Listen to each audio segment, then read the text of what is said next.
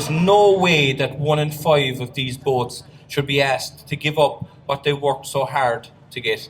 That the crews, 7 on average per boat, supporting their families, should be told, we've given away your livelihoods.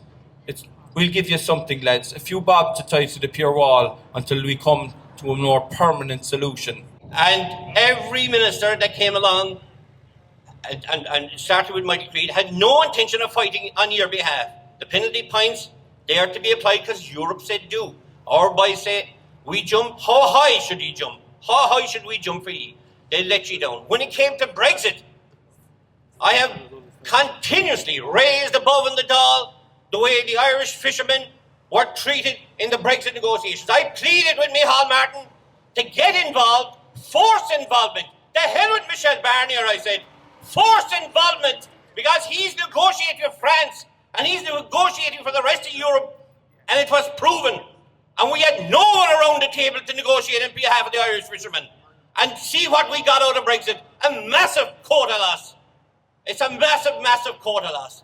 Minister McConnell admitted to me that the SFP misled the Agricultural and Marine Committee that I'm on, because they said they consulted with the industry in relation to the penalty points. They did not consult with the industry in relation to the penalty points, and I'm going to make sure they're brought before the Dáil in this country to answer for their lies. I see my colleague here, and I should acknowledge that, Deputy Christopher O'Sullivan. It's hard for a backbencher to fight a corner, let me tell you that. Because when the boys at the top have their back turned, it's hard for the boys at the bottom to turn this around. I'm here today, as I said, to show solidarity. I want to acknowledge the other public representatives that are here. I see my Dáil colleague, Michael Collins, is here. I want to commend him for always being an advocate of the fishing sector at every opportunity he gets above in Dáil Éireann. And other councillors as well as here. I haven't met them all. But I just want to say this. There's absolutely no doubt we need to go back to Europe. This 15% figure of fish in Irish waters for the Irish fleet is absolutely diabolical. You come here peacefully, and I congratulate you for that. If you're going up to the Taoiseach's office, peacefully hand in your requests, and in a month or 2, or maybe less, if there's no movement, take to the capital of this country and shut it down. I'm very passionate about the industry, and I do a lot of behind the scenes kind of media work with Patrick and a few more just to publicise how important this industry is. There's a great saying that everything comes out of the cod end. The cod end pays, the fish that comes out of the cod end pays for the payments of the boats, it pays for the crew, but then it also pays for everything ashore. We look on this as being the first salvo in a battle to get equality and non-discrimination for Irish fishermen. This discrimination has been around for 30 years. Ever since we came into the EU, we've been discriminated against, and in 30 years it hasn't changed. The Irish government have done nothing other than reinforce this discrimination. They reinforce it by setting up their own police force, the SFPA, to police fishing.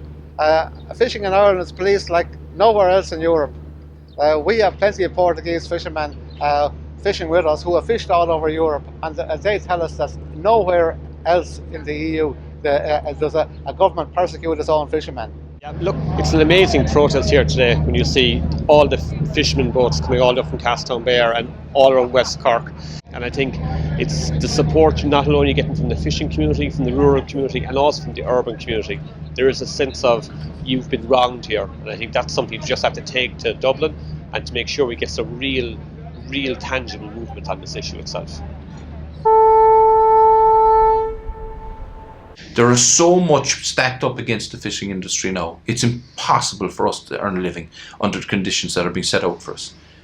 On the backdrop that we have the richest fishing grounds in Europe, we have the richest fishing waters in Europe, we have more fish in our fishing grounds than anywhere else. How do we know this? Because we have all the other countries visiting our shoreline, visiting our waters to catch fish, Irish fish, that they can take back to their countries and support their coastal communities. And we're told, you don't have enough fish to do that now, so you're going to have to decommission your fleet. Have we heard that anywhere else in Europe?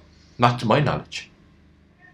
So we're expected to pay the price for everybody else, even though the fish are Irish fish.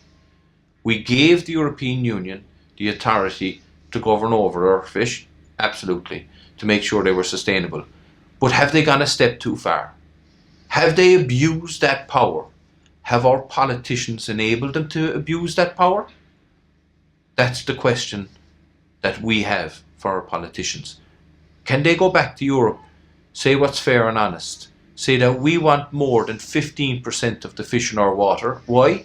Because we don't get any fish off the shores of Denmark, Sweden, Belgium, very little off the shores of France, and none in the English Channel, none in the North Sea. This is what we're left with. This is what we want the public to understand. This isn't about just fishermen, it's the coastal communities. We have the boats, we have the skill, we have currently the people in this industry that can bring wealth into this country for the benefit of everybody else in this country, that will contribute 1 billion euros. That's not a small figure. That's what the fishing industry is worth to our economy annually. And we're going to give away 20% of that? It is madness. And it's up to us as a people to say, no, it's not right. We want to see our politicians to do what we elected them to do, to go to Europe and fight for their own people, to say no. Why? Because it's right, because it's just. So our industry needs your backing and your help now, not just for them, not just for the coastal communities, but the threat that's to your futures as well. We need to act now, and we need to speak up, and we need to do it before it's too late. Thank you.